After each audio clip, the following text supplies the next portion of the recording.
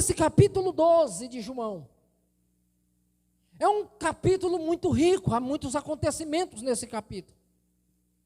João começa esse capítulo falando que Jesus estava na casa de Lázaro, a quem ele tinha ressuscitado. Faltando 6 dias para a Páscoa, para mais uma celebração, Jesus estava na casa de Lázaro. E ali eles fizeram um banquete. E de repente todos aqueles que estavam naquele ambiente foi surpreendido com a ação de uma mulher que poucos eles esperavam. Ela trouxe um vidro de nardo puro, de alabastro, e despejou aos pés de Jesus. Derramou aos pés do Senhor, e a Bíblia diz que ela enxugou com seus cabelos. Mas alguém que estava naquele ambiente não estava satisfeito com a tal atitude daquela mulher. E ele diz, ela não poderia ter vendido este perfume, que a Bíblia diz, ele era caro, ele valia muito. E pegado esse dinheiro e ajudado aos pobres. E Jesus, ele disse, os pobres vocês sempre terão convosco. Mas deixai-o, porque ela está me ungindo para aquele grande dia. Observe, irmãos, que nem tudo aquilo que se fala é realmente o que está no coração. Judas, ele disse que aquele perfume poderia ter sido vendido. E o dinheiro poderia ter dado aos pobres. Mas a própria Bíblia diz que Judas falou estas coisas não porque ele amava os pobres, mas porque ele era ladrão. Ele tomava conta da bolsa, do dinheiro. Então Jesus, ele dá uma oportunidade para Judas. Se o que está no teu coração, o desejo é ajudar os pobres, pois os pobres vocês sempre terão convosco. Ou seja, você sempre terá a oportunidade de exercer, de fazer o que você tem professado, o que você tem dito, porque as oportunidades elas vão surgir, porque os pobres você sempre terão convosco, mas deixai-a, não impeça, porque ela está me ungindo para aquele grande dia. Então a gente vai observar claramente que depois desse episódio, nós vamos ver um outro acontecimento, a entrada triunfal de Jesus em Jerusalém, aonde tinha uma grande multidão, e aquelas multidões, ela ovacionava, Hosana, Hosana, bendito é o que vem em nome do Senhor. Eles estavam declarando, Jesus está entrando em Jerusalém, montado em um jumento, e o povo estava ali, celebrando aquele acontecimento, o povo estava ali, todo eufórico naquele momento, celebrando, e dizendo, Hosana, Hosana, bendito é o que vem em nome do Senhor. Observe claramente que aquele povo que estava ali, fazendo essas declarações, era o mesmo povo que estava ali, no dia que Jesus foi preso. Então nesse mesmo capítulo, Jesus anuncia a sua morte. E nós vamos observar que nesse mesmo capítulo, Jesus fala da incredulidade dos judeus. Por que eu fiz questão de narrar o que está somente no capítulo 12? Porque nós vimos um acontecimento grandioso no capítulo 11, a ressurreição de Lázaro. E todos esses acontecimentos, irmãos, tinham uma aglomeração de pessoas. Tinha um grupo enorme de pessoas, e todas aquelas pessoas, boa parte do que estava ali, ovacionava, glorificava o nome do Senhor. Estavam ali para ver Jesus, estavam ali para ver o que Jesus poderia fazer, o que ele poderia realizar. Mas muitas pessoas que estavam ali não acreditavam, mesmo vendo os milagres acontecer. Aquelas pessoas, boa parte delas que estavam ali, elas não estavam ali porque amavam Jesus. Ela não estava ali porque tinha um desejo no coração de servir a Jesus. Eles não estavam ali porque a mensagem de Jesus impactou seus corações. Eles estavam ali para pegar Jesus em alguma falha. Observe, queridos, que muitos dos que estão próximos de Jesus não estão ali por Ele. Não estão ali porque creem nele. Não estão ali por causa dos milagres que Ele fez. E Jesus, no seu ministério, Ele foi provando, comprovando, tornando aqueles seguidores, os discípulos, cientes de quem Ele é, o que Ele representa. Mostrando o seu poder, mostrando a sua graça, mostrando quem era o Pai através da sua vida. E os versículos que nós lemos do capítulo 12, o versículo 37 diz: e ainda que tinha feito tantos sinais diante deles, não creram nele, para que se cumprisse a palavra do profeta Isaías. João está dizendo, as pessoas que estavam com Jesus, e os muitos sinais que foram realizados, isso não foi o suficiente para que as pessoas que ali estavam acreditassem nele. É como se João estivesse dizendo, ele ressuscitou a Lázaro depois de 4 dias, que não havia mais esperança, aonde a tradição judaica dizia que se alguém morresse, o espírito saía do corpo, e até o 3º dia, aquele espírito ainda estava rondando, rodeando aquele corpo, e por alguma razão, algum momento, aquele espírito, ele entraria naquela pessoa e ele reviveria novamente.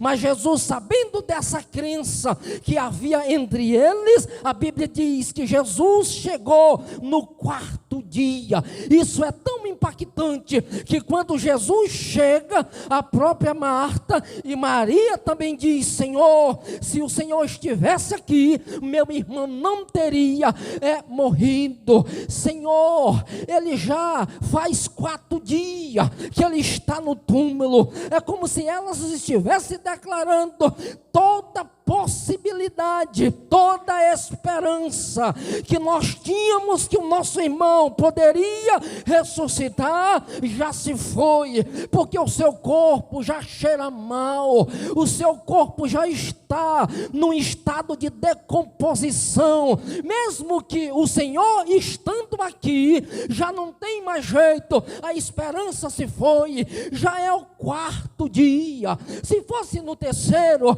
até que ainda dava, mas é o 4º dia, não há mais possibilidade. O que eu acho lindo em Jesus Jesus olha para aquelas mulheres e disse: mulher, ele há de ressurgir, ele há de viver. E a mulher disse: eu sei, Senhor, porque no último dia ele vai ressuscitar. Elas não estavam entendendo que Jesus estava falando que ele estava ali para ressuscitar a Lázaro, mas ela estava dizendo: Senhor, eu sei que no último dia, no dia da ressurreição, ele vai ressuscitar. Mas Jesus está dizendo: mulher, crê nas minhas palavras, porque eu sou a ressurreição e a vida. Ainda que esteja morto, ele viverá. Louvado seja o nome do Senhor. E a Bíblia diz que Jesus vai ao túmulo e ele manda retirar aquela pedra, e quando eles retiram, o Senhor chora, e as pessoas que estavam ali dizendo: olha como ele amava Lázaro, olha como ele amava, olha o preço dessa amizade, como é lindo esta amizade. Agora Jesus, ele ora ao Pai, porque, irmãos, dizem não por ele, mas por causa da incredulidade deles. Agora Jesus diz: Lázaro, saia para fora. E quando as pessoas estão na expectativa, de repente lá vem Lázaro saindo para fora, e as pessoas começaram a glorificar o nome do Senhor, e dizendo que Deus tinha trazido um grande profeta entre aquele povo. O que isso, irmãos, são sinais que Jesus está dando que o Pai está na vida dele, que o Pai está nele e que ele está no Pai. Agora nós lemos no verso 37 dizendo: ainda que tinha feito tantos sinais diante deles, não creram nele. Olha só, irmãos, tantos sinais que acontecem, que são feitos. O Senhor tem feito milagres grandiosos e poderosos, mas mesmo assim, a incredulidade, ela ainda estava latente no coração de algumas pessoas. Queridos, se nós trazermos para os nossos dias, o que Deus tem feito no nosso meio, o que Deus tem feito na nossa vida, os sinais que o Senhor tem feito no nosso meio, na igreja, salvando, ressuscitando pessoas a mundo afora. O Senhor tem batizado com o Espírito Santo, o Senhor tem salvado vidas, o Senhor tem curado pessoas, mas de vez em quando nós estamos cocheando em dois pensamentos: será que Deus está conosco? Será que Ele não está? Será que Deus vai fazer ou será que Deus não vai fazer? Será se eu for, Deus vai ou Deus não vai? Eu vou ou eu fico? Eu glorifico ou não glorifico? Que isso, irmãos, tanta dúvida. E Jesus está dizendo, Ele fez tantos sinais e as pessoas não creram nele. O que é que eu entendo com isso, irmãos? Que às vezes as pessoas, elas preferem se apegar com dúvidas, se apegar na incerteza, se agarrar na incredulidade, do que ter coragem de dar um passo, dizer: eu vou dar um passo, porque eu sei que o Senhor está comigo. Se eu der um passo, o Senhor está comigo. Se eu der um passo avante, o milagre vai acontecer, porque o Senhor, Ele está comigo. Aleluia. E aqui, irmão João, ele faz uma outra declaração no verso 38. Essas coisas estavam acontecendo para quê? Se cumprisse o que foi dito pelo profeta Isaías. O profeta Isaías, no capítulo 53, ele faz esta declaração: quem creu em nossa pregação, e a quem se manifestou o braço do Senhor. Mas ele foi subindo como renovo perante ele, como raiz de uma terra seca. Ele não tinha parecer em nenhuma formosura, nenhuma beleza nós vimos nele para que nós o desejássemos. Mas ele foi ferido pelas nossas transgressões, ele foi moído pelas nossas iniquidades, traz a paz estava sobre ele. E João faz a mesma declaração: quem creu em nossa pregação? Quem creu naquilo que foi pregado? Quem acreditou naquilo que foi ensinado? Quem se apropriou da mensagem cristocêntrica do Senhor, aonde Ele revelou o Pai através da sua vivência, através dos milagres? João faz a pergunta: quem creu em nossa pregação? E a quem se manifestou o braço do Senhor? Mas a gente para pensar a esse respeito. Até que ponto a mensagem do Evangelho, ela causa efeito nas nossas vidas? Até que ponto esta mensagem, ela causa um efeito em mim para uma mudança? Até que ponto eu absorvo esta mensagem para eu determinar no meu coração, para eu decidir, para eu resolver no meu coração, como Daniel capítulo 1, verso 8, e decidiu firmemente no seu coração. Uma decisão com convicção, uma decisão que nós somos convencidos pelo Espírito Santo, porque credibilizamos a mensagem. Até que ponto essa mensagem ela surte efeito e desperta em mim um desejo para um elevo maior, para uma proximidade maior, para que eu possa contemplar milagre, para que eu possa ser o milagre de Deus. João pergunta: quem creu em nossa pregação? E a quem foi revelado o braço do Senhor? Aonde, até onde, qual a causa, o efeito desta mensagem? Marcos Margione, ele fala uma coisa, dizem que é a mente mais brilhante do... Ele fala algo que nos faz pensar, e ele diz: a mensagem do Evangelho que eu recebo, que me convence dos meus pecados, mas essa mesma mensagem não foge ao meu caráter. A mensagem do Evangelho que me alcançou, me conscientiza dos meus pecados, mas eu continuo inerte, sem mudança nenhuma, não forja o meu caráter, não me habilita, não desperta de mim um desejo de querer ser diferente, de mudar. O efeito dessa mensagem em nós, ela vai até certo ponto, até onde eu credibilizo. Porque a palavra de Deus diz que o sol que endurece, o sol que amolece a cera, é o mesmo que endurece o barro. Qual é a minha disposição de me apropriar de uma mensagem que muda a minha vida?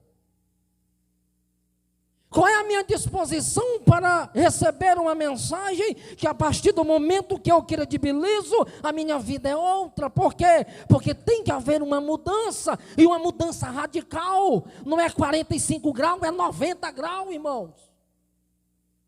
Porque Paulo diz que uma vez recebendo essa mensagem, nós fomos transportados do reino das trevas para o reino do Filho do seu amor. Quando nós somos alcançados por esta mensagem, tem que haver uma mudança em nós. Tem que haver, irmãos, essa mudança, e a mudança é radical, porque o Senhor Jesus Cristo e o Espírito Santo habitam em mim. Agora eu sou casa de Deus, eu sou morada do Espírito Santo. É por isso, irmãos, que João está diante de um povo que ainda estava apegado às suas tradições. E João diz: quem creu na nossa pregação, a quem foi revelado o braço do Senhor. Até que ponto você está disposto a andar com Cristo e renunciar tudo por Ele? Por quê? Porque a sequência desse capítulo vai revelar, irmãos. Boa parte das pessoas acreditaram em Jesus, receberam a mensagem, estavam dispostos a seguir a Jesus, independente do que eles iriam viver, do que eles iriam passar, mas eles estavam dispostos a servir ao Senhor Jesus. Mas alguns creram nele. João diz: alguns creram nele, mas por causa dos fariseus. Os fariseus eram um grupo de pessoas que ocupavam os lugares importantes nas sinagogas, ocupavam um lugar importante no sinédrio. Era eles que ocupavam as melhores e mais belas as posições do sinédrio. E o João diz assim: muitos deles creram em Jesus, mas por causa dos fariseus e das suas posições, eles não confessavam Jesus publicamente para não ser expulso das sinagogas. O que é que nós aprendemos com isso, irmãos? Porque às vezes querer Jesus é fácil, aceitar Jesus é fácil, mas até que ponto estamos dispostos a renunciar tudo por Ele? Porque eles creram em Jesus pelos sinais, mas não estavam dispostos a abrir mão daquilo que lhe trazia conforto e posição na sociedade e na sinagoga. Eles não estavam dispostos a abrir mão daquilo que tornava eles, perante a sociedade, pessoas importantes. Eles não estavam dispostos a abrir mão por isso. O que foi que eles acharam melhor? Eles acharam melhor, irmãos, ficar calado. Eu creio em Jesus, mas tu sabe, né? Tem algumas coisas que eu gosto, tem algumas coisas que eu faço, tem algumas coisas que eu ainda amo, tem algumas coisas que ainda são a minha prioridade. É por isso que a palavra de Deus, ela nos diz, irmãos: aquele que quer vir após mim, negue-se a si mesmo, tome a sua cruz e segue-me. A proposta do Evangelho, irmãos, é negar a nós mesmos, é abrir mão daquilo que nos prende, é abrir mão daquilo que traz um engoldo para a nossa vida, que nos distancia da presença de Deus. Em Jerusalém, muitos creram nele, mas não estavam dispostos a abrir mão do que tinha por ele. Olha só, que contraste. Eu creio em Jesus, mas não estou disposto a abrir mão daquilo que gera conforto para me seguir Jesus. Porque seguir Jesus, servir Jesus, tem que ser uma confissão pública. Vai ser uma exposição pública. O meu vizinho vai saber. O meu amigo mais próximo vai saber. As pessoas que batem palma para mim vão saber. E eu não estou disposto a perder as pessoas que me aplaudem por causa de Jesus. Eu não estou disposto a perder as minhas posições por causa de Jesus. Mas Jesus também diz que aquele que nega ele diante dos homens, ele também negará ele diante do Pai que está no céu. A proposta do Evangelho, irmãos, é séria. Com Jesus não tem meio termo. Com Jesus não tem esse negócio, eu quero te seguir, mas deixa primeiro eu enterrar meus pais. Com Jesus não funciona. Deixa que os mortos enterram seus próprios mortos. Aqueles que estão perdidos nas suas visões, nas suas vãs tradições, deixam que eles façam isso. E Jesus, ele vai além. Aquele que não deixar amor de pai, de mãe, de esposa, de filho, por mim, não é digno de mim. O que Jesus está dizendo é o seguinte: você quer ficar com seus pais preso nas suas tradições? Fique. Mas se você quer me seguir, você tem que renunciar às tradições dos seus pais. Você tem que renunciar aos costumes dos seus pais. Eu estou falando de pais que não seguem a Deus. Você tem que renunciar a isso. Se você não renunciar, você não é digno de mim. Jesus não estava dizendo que era para filho odiar pai. Ele estava dizendo: te liberta dessas tradições. Te liberta desses dogmas que te aprisionam. Te liberta desses conceitos que têm te levado à ruína. Te liberta desta visão que não tem sido a minha prioridade. Te liberta destas coisas. Quebra estes laços. Em algumas versões, quebra essas maldições. Rompe com isso, se tu quiser ver a minha glória.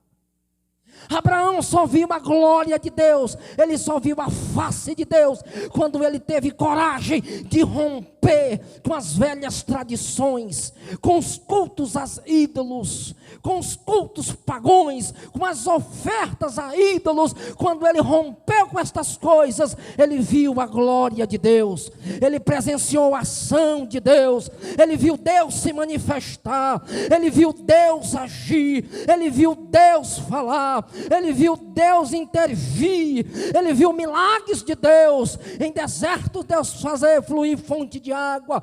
Deus levou Abraão a entender que para ver a glória de Deus, eu preciso abrir mão das tradições.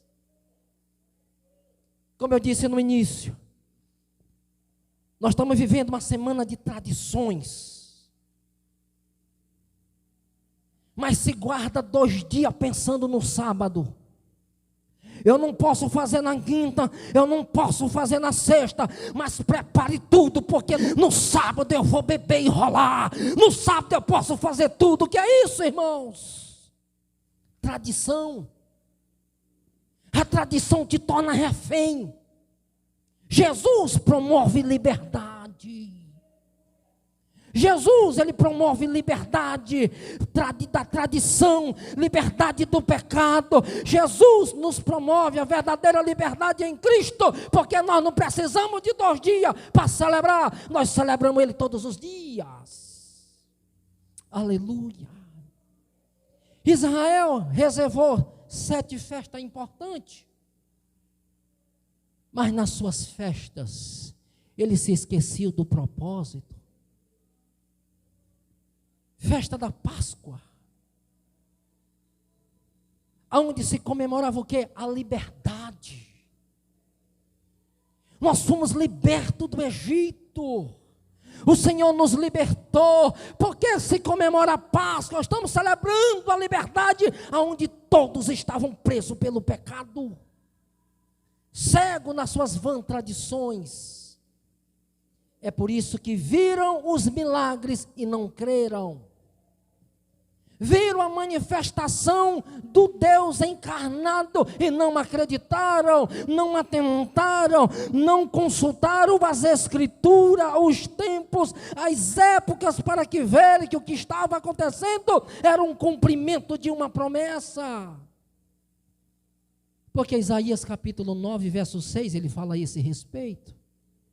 O menino já nasceu. João está falando isso aqui nas entrelinhas desse capítulo. E um filho se nos deu. Ele diz que o principado está sobre os seus ombros.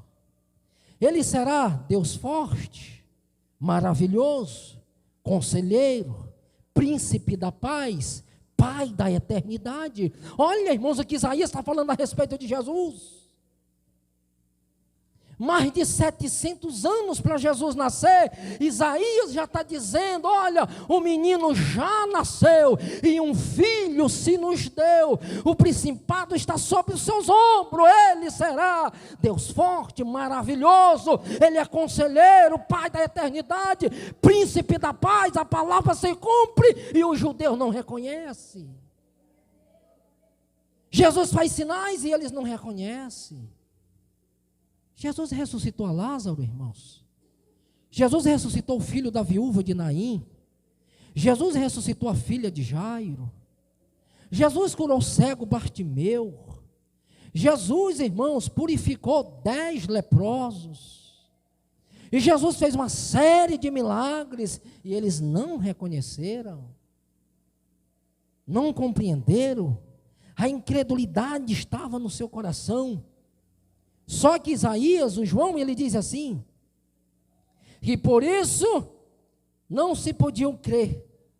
Então Isaías disse outra vez, cegou-lhes os olhos, endureceu-lhes o coração, a fim de que não vejam com os olhos, e compreendam no coração, e se convertam, e eu os cure. Isaías disse isto quando viu a sua glória e falou dele. Está falando de Isaías capítulo 6. Isaías viu a glória do Senhor. E o povo de Israel não viram a glória, mas não reconheceu. E o próprio Deus endurece o coração e cega-lhe o entendimento. Porque quando Deus ele faz muitos sinais no meio do povo e o povo não crê por causa da dureza do coração, Deus também endurece o coração deles. Deus endurece.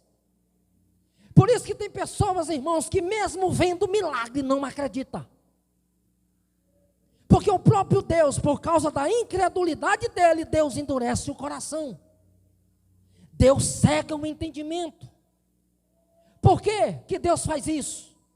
Porque os muitos sinais que Deus fez, essa pessoa não reconheceu que Ele é Senhor.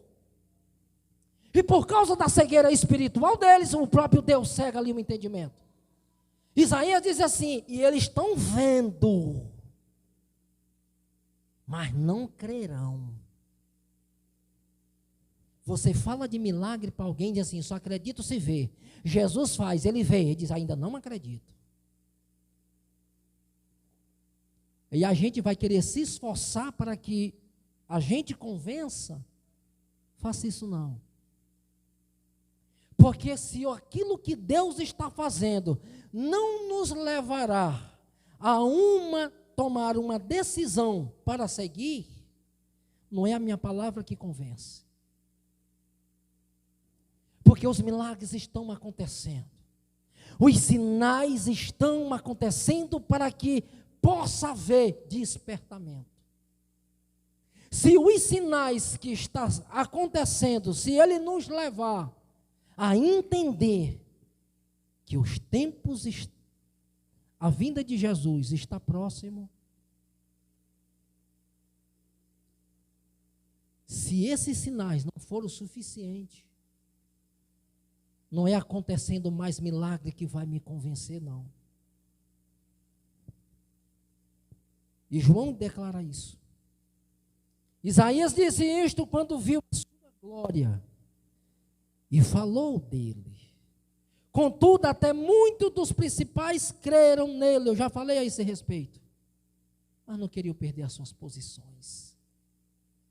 Não queriam abrir mão. Estavam presos nas suas vãs tradições. Mas Jesus, ele declara algo importante. E Jesus clamou e disse: quem crer em mim, crê não em mim, mas naquele que me enviou. O que Jesus está dizendo, eu estou fazendo estas coisas, porque naquilo que faço, eu estou revelando o meu Pai, porque eu estou no Pai e o Pai está em mim. Eu só faço estas coisas porque é o Pai que faz através de mim. É o Pai que está realizando essas coisas, eu estou sendo apenas um instrumento do Pai. Para que vocês creiam, para que vocês venham ser despertados. Irmãos, Deus, ele tem falado conosco. Deus, ele tem revelado a nós o seu propósito. Deus, ele tem revelado para nós como igreja aquilo que ele quer fazer. Mas isso, irmão, vai depender da credibilidade que nós estamos dando a esta palavra. Porque a partir do momento que eu credibilizar esta palavra, Deus vai fazer coisas extraordinárias na nossa vida. Eu vou ver milagre de Deus, eu vou ver renovo de Deus, eu vou ver Jesus curar, eu vou ver Jesus salvar pessoas, sabe por quê? Porque é isso que Ele quer fazer, Ele só quer que nós nos despertamos para isso.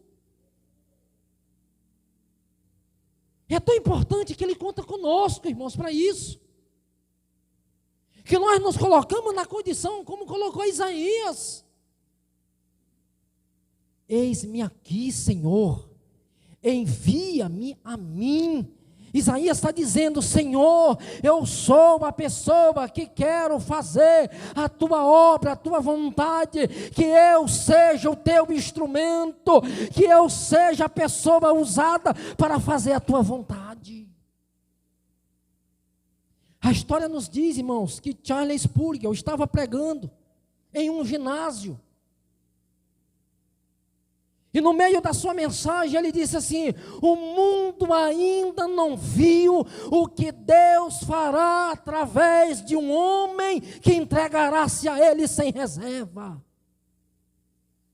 A história diz que tinha um jovem, baixo, rechonchudo, estava na última cadeira daquele ginásio. Ele desceu e chegou diante do pastor Spurgeon e disse assim: pastor Spurgeon, eu quero ser este homem. A Bíblia diz, irmãos, que antes de morrer, Dwight Lemon Moody ganhou mais de 1 milhão de almas para Jesus. E às vezes a gente fica dizendo: Jesus não está salvando mais, os milagres não têm acontecido mais, as pessoas não querem mais saber de evangelho, as pessoas não estão dando importância para o evangelho. Sabe por que elas não estão dando importância? Se eu, que tenho o Espírito Santo, não estou dando o valor que tem esta palavra, como é que eu quero convencer os outros que eles vão dar? Porque o avivamento, irmãos, começa por nós.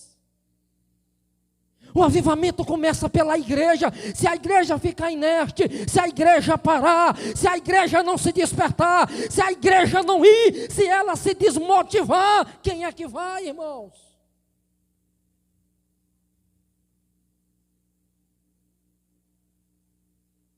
Eu estou pregando para mim, irmãos. Estou pregando só para a igreja, não para mim também. Porque nós lemos hoje no texto áureo da nossa lição, Jesus subindo, estava ele no Monte das Oliveiras, levou mais de 500 pessoas,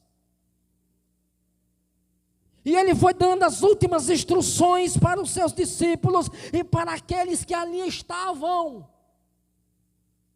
E disse no versículo 8: e recebereis poder ao descer sobre vós o Espírito Santo, e ser-me-eis minhas testemunhas, tanto em Jerusalém, Samaria e até os confins da terra. Ali não ficou só em Jerusalém não, irmãos, ali não ficou só naqueles dias não. Esse ide é para nós hoje: recebereis poder ao descer sobre vós o Espírito Santo, e ser-me-eis minhas testemunhas. Eu até falei pela manhã na EBD, gente, que isso seja desejado. Jovens, anseiam, pedem o batismo com o Espírito Santo. Senhor, eu quero experimentar dessa dádiva tão maravilhosa, tão gloriosa. Eu quero ser cheio do Espírito Santo. Eu quero fazer diferença na minha geração. Porque se a nossa oração não for assim, irmãos, nós estamos orando errado. Porque a nossa oração não está gerando em nós intimidade, não está estreitando relação com Deus. Por quê? Porque quando a gente ora dessa natureza, a gente vê o efeito. E eu falei na quarta-feira, quem estava aqui ouviu. O primeiro sinal da multiplicação da iniquidade é um amor se esfriando, e não é um amor do mundo não. Deus não tem compromisso com o mundo. O compromisso de Deus é com a igreja. O amor está esfriando é dentro da igreja, irmão. O amor está se esfriando é dentro da igreja, porque o compromisso de Deus é com a igreja. O compromisso de levar a mensagem ao mundo é responsabilidade da igreja. É por isso que eu volto a dizer, se nós nos acomodarmos, o mundo vai invadir a nossa igreja e vai colocar aqui os seus costumes. Pastor, isso não vai acontecer. Acontece se nós não nos posicionarmos como verdadeiros defensores e defender a bandeira do Evangelho. Porque nos Estados Unidos, irmãos, é New Jersey, o Evangelho nos Estados Unidos se propagou. Com o tempo ele popularizou. E depois de alguns anos ele banalizou. Ele diz: tem cuidado, porque no Brasil está acontecendo a mesma coisa. O Evangelho no Brasil foi propagado. Foi divulgado com muita intensidade, se popularizou. Se você olhar na internet, quantos cristãos tem no Brasil? Você vai olhar lá, uma porcentagem gigantesca. Popularizou. Mas se você vê o tanto de gente na internet vendendo milagre, vendendo oração, vendendo tanta coisa em nome do Evangelho, estão banalizando o Evangelho.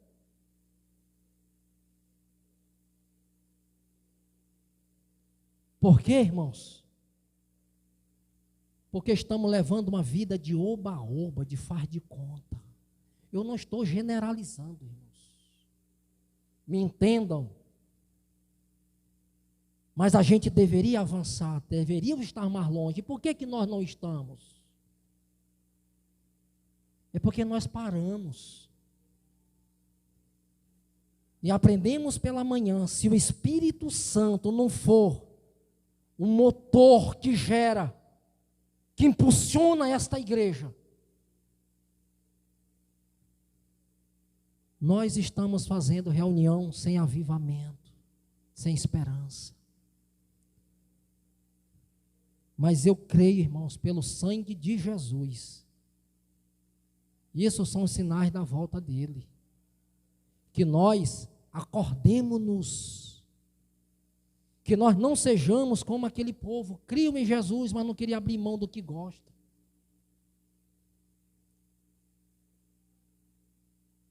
Então nós precisamos refletir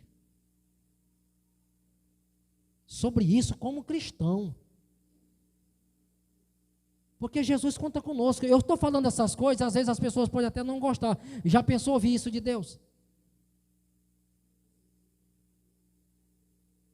O Senhor diz para Amós: prepara-te, ó Israel, para encontrar com teu Deus. E às vezes as pessoas dizem assim: prepara-te porque Jesus vai arrebatar a igreja. Se você lê o texto, não é isso que ele está dizendo. O Senhor deu N sinais para aquele povo e eles não obedeceram.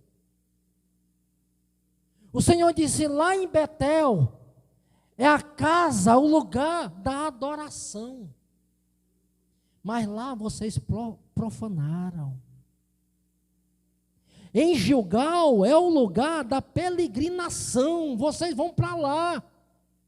Vocês vão todo ano vocês vão para lá, para lembrar do tempo da peregrinação. Mas lá também vocês profanaram o meu templo, o meu santo lugar. Agora prepara-te, ó Israel, para encontrar comigo, porque agora eu vou confrontar vocês. É Deus que está falando, irmãos. Porque eu dei N sinais e vocês não se despertaram, vocês não reconheceram, vocês não deram importância, vocês não levaram a sério. Agora se preparem, porque agora eu vou bater de frente com vocês. O negócio é sério. Aí o Senhor fala através de Malaquias. Por que eles estavam profanando lá nos dias de Amós? Ele responde lá em Malaquias: vocês estão profanando o meu altar, trazendo coisas que eu não quero. Lá em Malaquias diz assim: procure o prefeito da cidade, procure as autoridades que vocês andam correndo atrás delas. Vão lá, pega esses bezerros aí que vocês estão dando para mim. Pega as ofertas que vocês estão me dando. Vai oferecer para um prefeito, vai oferecer para um governador, vai oferecer para uma autoridade que vocês reverenciam tanto, para ver se eles querem. Eles não vão receber, porque é gado cego, é gado manco, é gado doente, é aleijado. Olha só. E são esse tipo de coisa que vocês estão trazendo para mim. Oferece para alguém que está no mesmo nível de você, ver se ele quer. É sério. O negócio é sério. E João está dentro de um contexto que as pessoas estavam fazendo as mesmas coisas. Eles iam para um templo e faziam o que eles bem queriam. Eles iam para a sinagoga, ofereciam o culto do jeito que eles queriam. Eles não se preocupavam mais em procurar se o Senhor aceitava, se era agradável aos olhos do Senhor. E às vezes isso aqui é para nós temos que nos preocupar com o culto que nós estamos oferecendo, com a oferta que eu estou oferecendo para o meu Deus. Que o missionário, ele entra na igreja, ele diz assim: só porque vocês pregam, só porque vocês louvam, só porque vocês botam a mão no peito e vocês estão declarando, vocês estão querendo dizer que vocês estão se negando da mesma forma que ele se negou? Vocês estão querendo declarar para Deus que vocês estão se negando?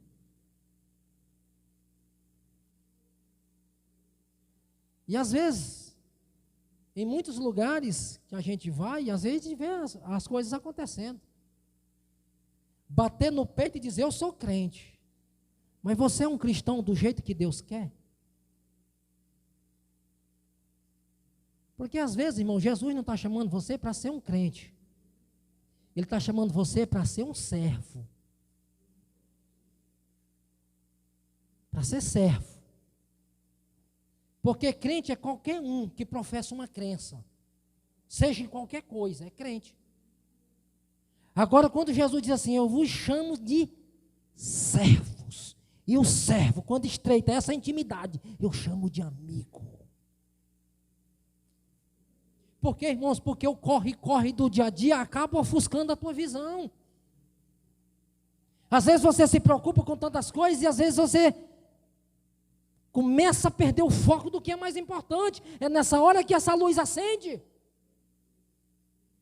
E quando ela acende é para uma volta. E aí a gente volta e diz: Senhor, graças a Deus, o Senhor não me desamparou. 51, verso 10. Ele diz: Senhor, não retira de mim o teu espírito, mas cria em mim o quê? Um coração puro. E renova dentro de mim o quê? Um espírito inabalável. Quem era Davi, irmãos? Um homem segundo o coração de Deus. Passou ou não passou por um momento que ele achou que o espírito estava se afastando, mas quando ele percebeu, espera aí, eu preciso retroceder, eu preciso voltar.